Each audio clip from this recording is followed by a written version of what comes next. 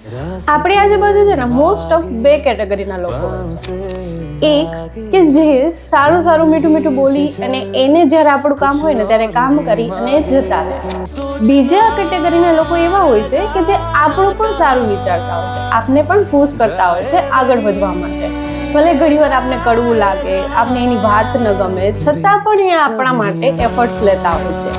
જ્યારે આપણે આ બીજી કેટેગરીના લોકો સાથે રહીએ ને ત્યારે આપણે અનકમ્ફર્ટેબલ ફીલ થતું હોય, ઘણીવાર આપણે એની પર ગુસ્સો આવતો હોય, પણ છતાં પણ જો તમે એ કેટેગરીના લોકો સાથે રહેશો ને તો તમે આગળ વધશો.